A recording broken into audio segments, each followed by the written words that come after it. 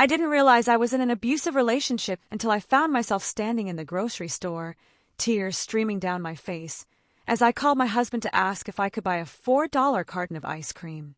My fingers trembled as I dialed his number. The cold from the freezer aisle seeped into my bones, but the chill inside me ran deeper. 1 ring. 2 rings. My heart raced with each passing second. What is it now, Maya? His voice was sharp, irritated at the interruption. I was just wondering if we could get some ice cream. It's on sale, only $3.99, and I thought, are you serious right now?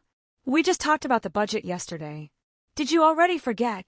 I felt the stares of other shoppers burning into my back as I whispered into the phone, trying to keep my voice steady. I know, I'm sorry. You're right. I'll put it back. That's why I handle the money, Maya. This is exactly why. I hung up and wiped my eyes with my sleeve, carefully returning the carton to the freezer. As I walked away empty-handed, a memory flashed through my mind. 2 years earlier, I'd been the financial manager at a growing tech startup. I'd negotiated 6-figure contracts without breaking a sweat. I'd had my own apartment, my own savings account, my own life. Now I couldn't buy ice cream without permission.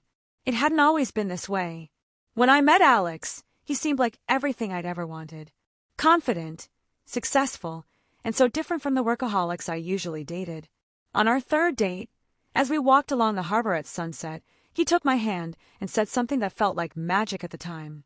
You work too hard, Maya.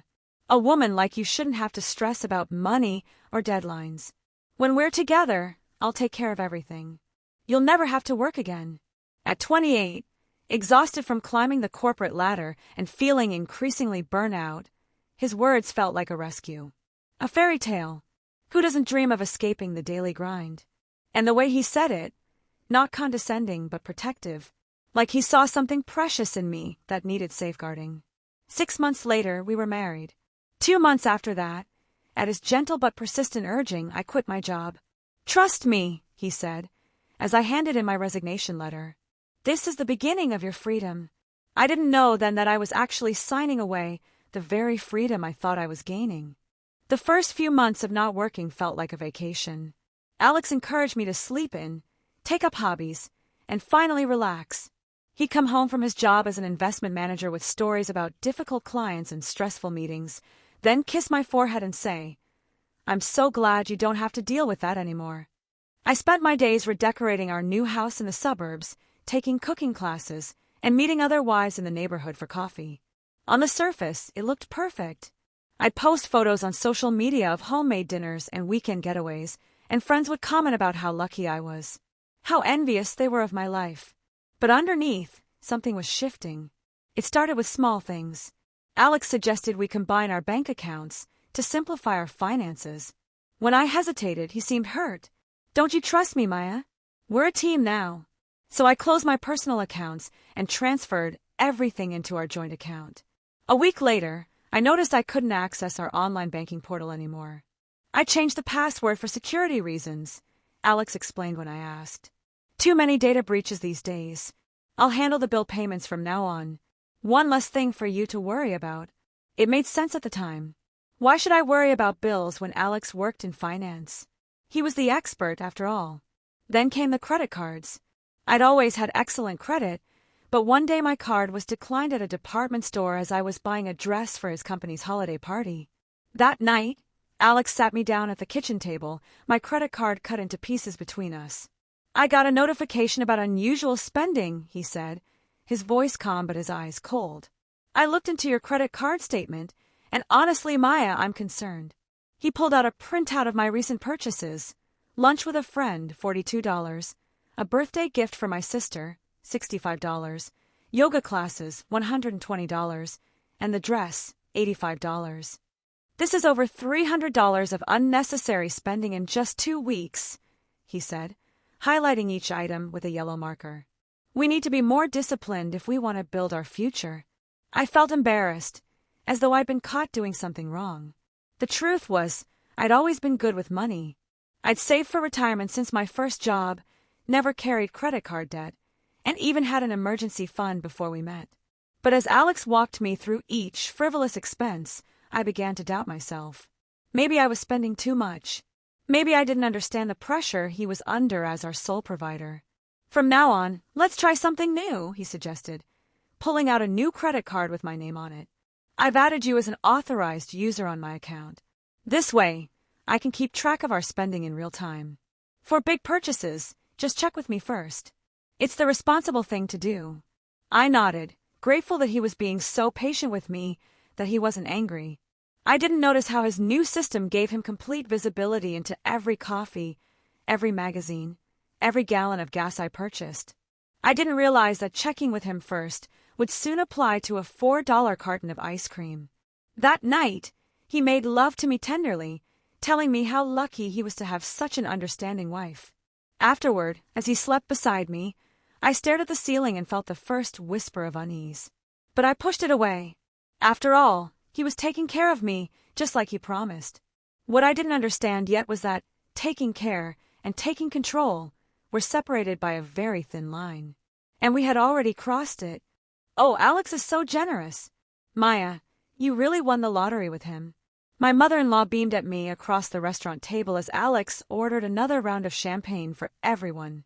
It was his parents' anniversary dinner, and he'd insisted on taking them to the most expensive restaurant in the city. The bill would easily top $1,000. Nothing but the best for family, Alex said, raising his glass in a toast. Under the table, his hand squeezed my knee, a reminder to smile and play along. Just 3 days earlier, I'd asked if I could send my mom $100 for her birthday. Alex had lectured me for 20 minutes about boundaries and enabling my financially irresponsible mother. He'd finally agreed to $50, transferred directly from him, with a card that he wrote. These public displays of generosity had become a pattern. At dinner parties, he'd insist on paying the entire bill. For friends' birthdays, he'd buy extravagant gifts, all with his name prominently featured on the card. At charity events, he'd write large checks with flourish, making sure everyone noticed. But at home, I lived in a different reality. $7 for shampoo? The store brand is $3, he'd say, scanning the grocery receipt. Why did you buy organic apples? That's an extra $2 we didn't need to spend. You used how much gas this week? Where exactly are you going all day? Every purchase was scrutinized, every receipt examined. I started hiding small indulgences, a coffee from the drive-thru, a magazine from the drugstore. I'd pay cash and dispose of the evidence, my heart racing with the fear of being caught. The allowance system started 6 months into our marriage. Alex sat me down with a spreadsheet detailing our monthly budget. I've analyzed your spending patterns, he said, as if presenting to corporate clients. You need approximately $200 per month for personal items and incidentals. He would transfer this amount to my spending account on the first of each month. When it was gone, it was gone. No advances, no exceptions. $200 to cover everything from haircuts to birthday gifts to the occasional lunch out. It wasn't enough, but I was too ashamed to say so. Instead, I learned to stretch it, skipping haircuts, buying the cheapest personal products, never buying new clothes unless absolutely necessary. The worst part wasn't even the restriction, it was the accountability. Alex expected me to document every purchase in a shared spreadsheet, with receipts scanned and categorized. Any discrepancy would trigger an audit, hours of him questioning me about where every penny had gone. One night, after a particularly humiliating interrogation over a missing $12, I broke down. I feel like a child asking for an allowance, I sobbed. I used to manage $1-million budgets, Alex. Don't you trust me at all? His expression softened as he pulled me into his arms. Of course I trust you, Maya. But managing a household budget is different from corporate finance. You're still learning. And honestly, it's kind of cute how you struggle with the simple stuff sometimes. He wiped my tears with his thumb. Tell you what, do better with your spending this month, and maybe we can talk about increasing your allowance. How does that sound? I nodded, grateful for the concession, not recognizing the manipulation, not seeing how he'd turned basic dignity into something I had to earn, how he'd positioned himself as both the source of my problem and its solution. That night, I stared at myself in the bathroom mirror, hardly recognizing the woman looking back at me. Where was the confident professional who once commanded respect in boardrooms? Who never would have tolerated being treated like an incompetent child? She was fading away, dollar by dollar, day by day.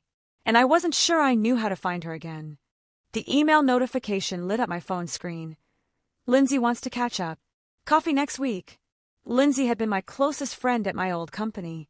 We hadn't seen each other in almost a year, not since I'd had to cancel our last 3 planned meetups at the last minute. I hesitated, my finger hovering over the reply button. I wanted to see her, desperately needed to talk to someone who knew me before, someone who might recognize what was happening. But the anxiety was immediate and overwhelming. If I met Lindsay for coffee, I'd need to explain why I looked so tired, why my clothes were outdated, why I flinched when the check came. I'd have to lie about my perfect life, or tell the humiliating truth. And even if I did meet her, how would I pay? The $7 for a latte would come from my monthly allowance, which was already stretched too thin. I could ask Alex for extra, but then I'd have to explain who Lindsay was, why I needed to see her, what we'd discuss.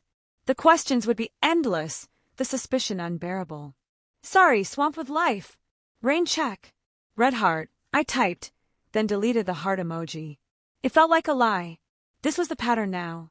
One by one, my friendships had withered away. My professional network, once vibrant and supportive, had dissolved completely.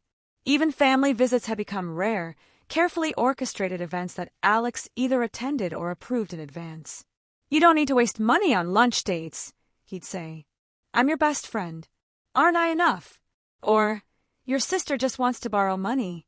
That's why she keeps calling. Or, those people from your old job? They're just jealous of what we have.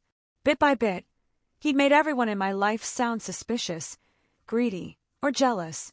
And without my own income, I couldn't maintain relationships that required even modest spending, birthday gifts, splitting checks, the occasional Uber. Financial dependence had made me a prisoner in a gilded cage. The isolation wasn't accidental, it was strategic. Alex knew that without witnesses, his control could flourish unchecked. Without friends, I had no one to tell me his behavior wasn't normal. Without family, I had nowhere to go if I wanted to leave. The worst part was realizing how easily it had happened. My world had shrunk to the 4 walls of our beautiful home, with occasional excursions to places Alex deemed appropriate. The grocery store, the gym, he'd insisted on a family membership so we could go together, and his work functions. My phone buzzed again. This time it was a text from Alex. Picking up steaks for dinner. Special occasion. Don't eat lunch. I felt a flutter of hope. Maybe things were improving. Maybe he'd finally gotten that promotion he'd been talking about, and we'd celebrate with a nice dinner. Maybe tonight I could bring up increasing my allowance again.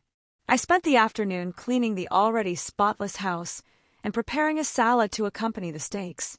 I even put on makeup and the one nice dress I still owned, purchased before we were married. When Alex arrived home, he seemed cheerful, whistling as he unpacked the groceries. He'd bought expensive steaks, a bottle of wine, and, surprisingly, a carton of my favorite ice cream. What's the occasion? I asked, trying to keep my voice light. He smiled, that charming smile that had once made my heart race. I've been thinking, he said, opening the wine. You've been so good with the budget lately. So disciplined.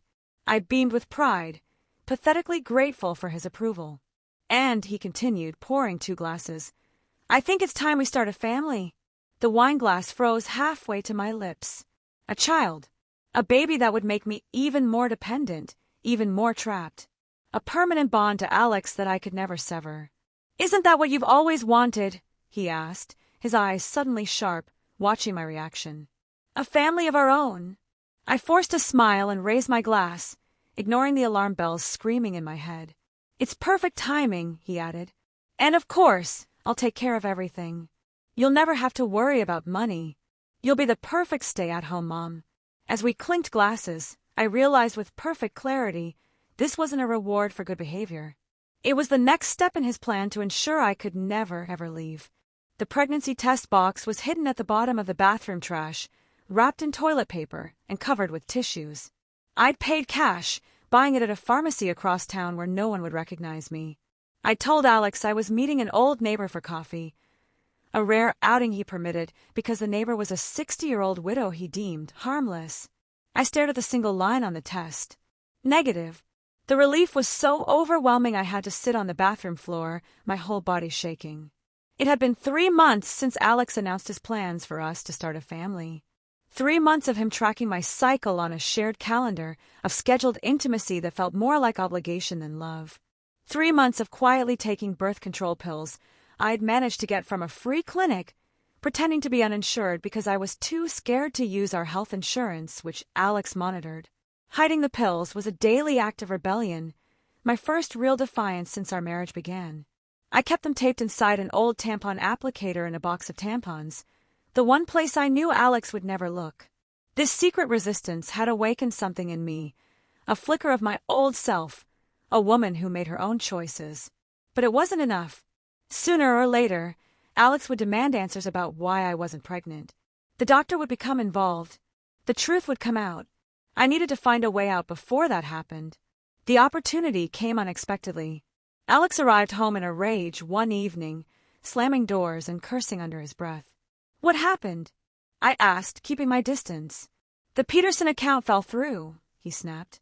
2 months of work down the drain. And now they're saying there might be layoffs at the firm. Fear gripped me.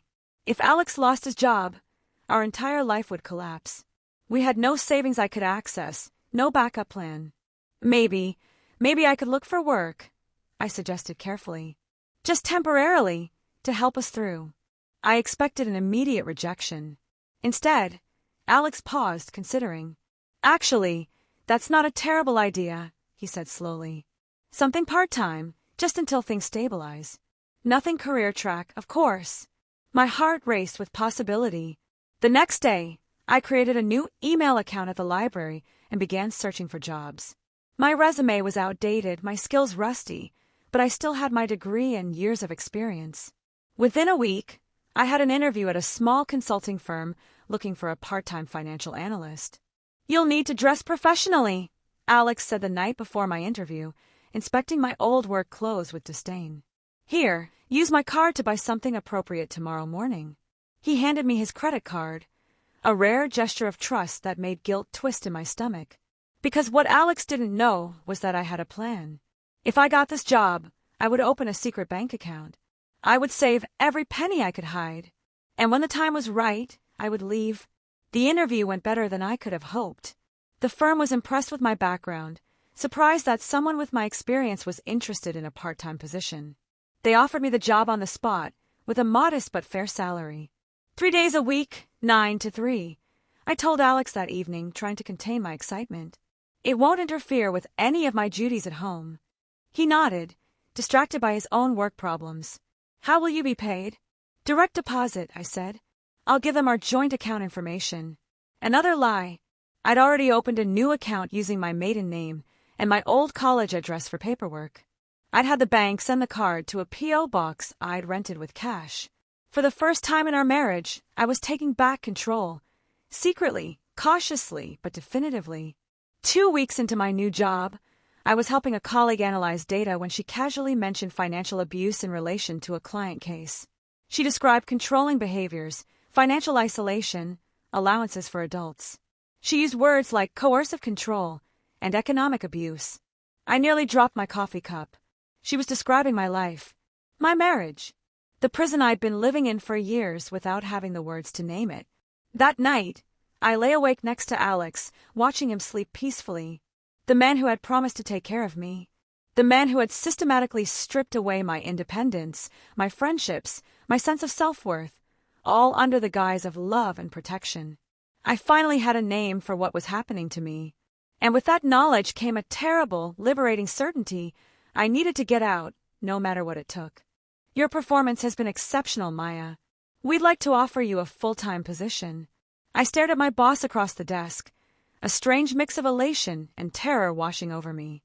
3 months of part-time work had turned into a lifeline I hadn't expected. My colleagues respected me. My ideas mattered. For a few hours each week, I existed as a person with value beyond what I could provide at home.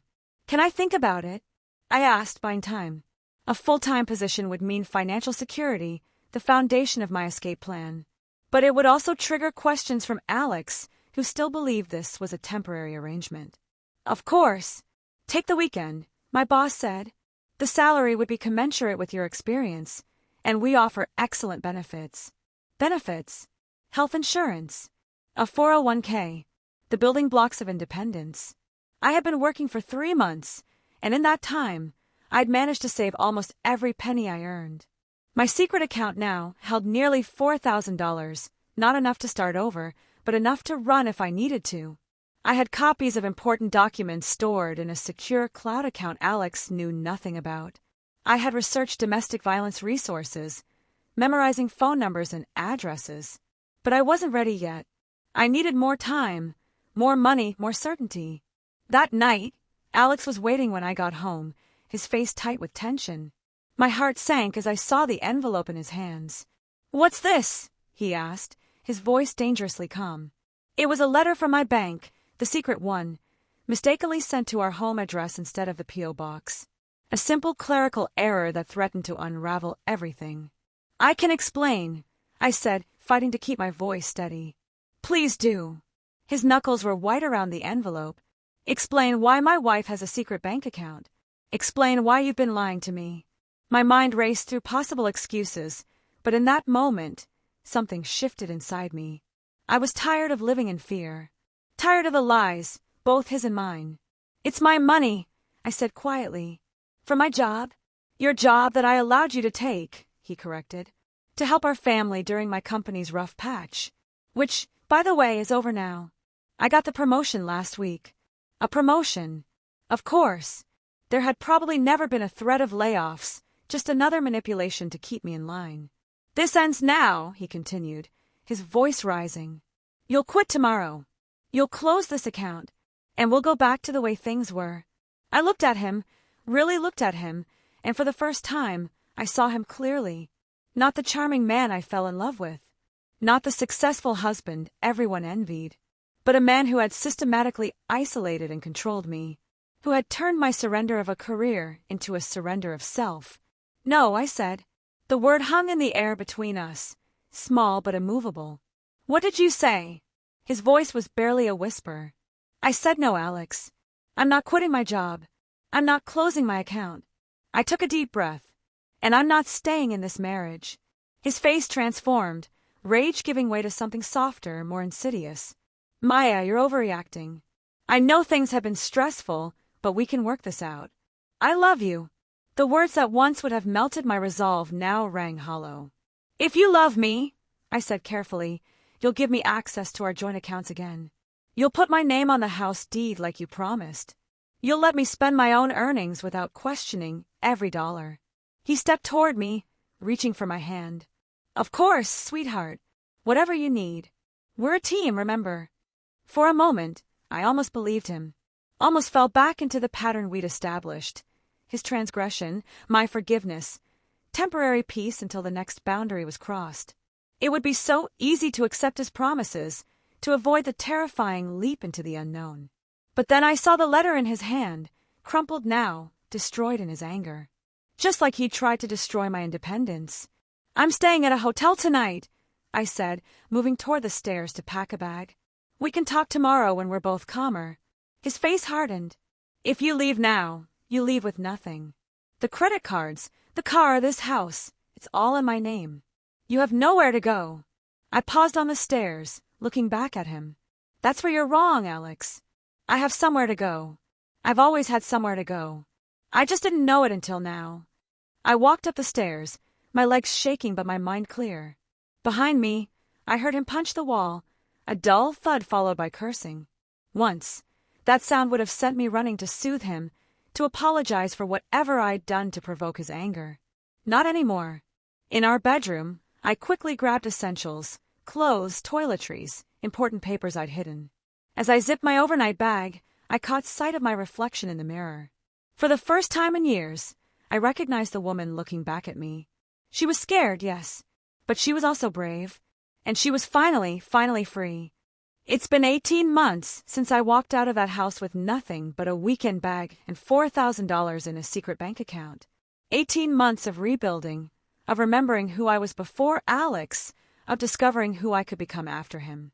The first few weeks were the hardest. I stayed at a women's shelter after my hotel money ran out.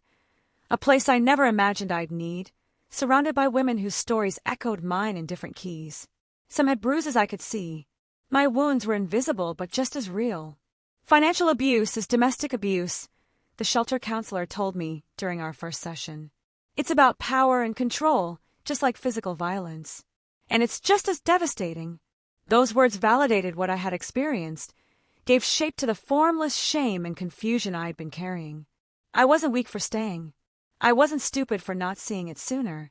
I was a victim of a calculated, insidious form of abuse that had isolated and imprisoned me as effectively as any lock and key. Alex didn't let me go easily. First came the desperate phone calls and text messages, alternating between threats and pleas. When I didn't respond, he froze our joint accounts and reported our shared car as stolen. He told our friends and family that I was having a nervous breakdown, that I needed help, that he was heartbroken with worry. Some believed him. The man they knew was generous, charming, successful. They couldn't reconcile that public persona with the private monster I described. But I had evidence. Years of controlling text messages, spreadsheets documenting my allowance, emails where he questioned every purchase. I had witnesses from the shelter who recognized the pattern because they'd lived it too. Most importantly, I had my truth, and I wasn't willing to surrender it again. The divorce was ugly. Alex used every financial advantage to make it as difficult as possible. He had the money, the resources, the connections. But I had something more powerful. I had reclaimed my voice. I accepted the full-time position at the consulting firm. My boss, a woman who had survived her own abusive marriage 20 years earlier, helped me navigate the legal maze. My colleagues covered for me when Alex showed up at the office. Slowly, I rebuilt my professional reputation, my credit score, my sense of self. There were setbacks. Nights when fear kept me awake in my tiny studio apartment. Days when I checked my bank balance and panicked about making rent. Moments when I questioned everything. Whether I deserved better, whether I could survive alone, whether it would have been easier to stay. But there were triumphs too. The day I opened my first post-divorce credit card. The evening I treated myself to dinner out without calculating how many meals I'd need to skip to afford it. The morning I woke up and realized I hadn't thought about Alex in weeks. Today, I'm sitting at my desk in my new role as senior financial analyst, reviewing the draft of a financial literacy workshop I've created specifically for domestic violence survivors. My boss approved it as a company outreach project, allowing me to volunteer my skills at the same shelter that once gave me refuge. My phone buzzes with a text from Lindsay, my old friend from before, now part of my life again. Still on for dinner tonight? I type back, absolutely, without hesitation, without fear, without calculating whether I can afford it. Because I can. Because I have a budget that I control, a salary that I earn, a life that belongs to me. A notification pops up on my screen, a deposit into my savings account. I've been putting aside money for a down payment on my own place. It's taking time, but each deposit is a brick in the foundation of my independence. As I close my laptop at the end of the day, I catch my reflection in the darkened screen. There are fine lines around my eyes now, a streak of gray in my hair that wasn't there before. The last few years have aged me, but they've strengthened me too. Love should never feel like a trap. Financial abuse is real, and it hides in plain sight. If someone controls your money, they're trying to control your life. I lost years to a man who turned care into control, who used money as both weapon and cage. But I refuse to lose another moment to shame or regret. Instead, I share my story, at support groups, with friends, and now with you. Because somewhere, someone is standing in a grocery store, hesitating to buy a $4 carton of ice cream, wondering if they need permission. Someone is checking their bank balance and feeling their stomach clench with fear rather than simply seeing numbers. Someone is being told that love means surrender, that protection requires submission. To that person I say, you are not alone. What's happening to you has a name. It's not love, it's abuse. And you deserve better. Financial independence isn't just about money, it's about dignity, autonomy, and freedom. It took losing everything for me to understand its true value. Don't wait until you have nothing to realize how much you're worth. Speak up. Reach out. One day at a time, $1 at a time, reclaim your freedom. It won't be easy, but I promise you it will be worth it. If this video helped you recognize the signs of financial abuse in your own life or someone you love, please hit subscribe so others can find this information too. Each subscription helps this message reach someone who desperately needs to hear they're not alone. Your simple click could literally save someone's life today. And hit that notification bell if you want to join our community of survivors and supporters who are breaking the silence on financial abuse.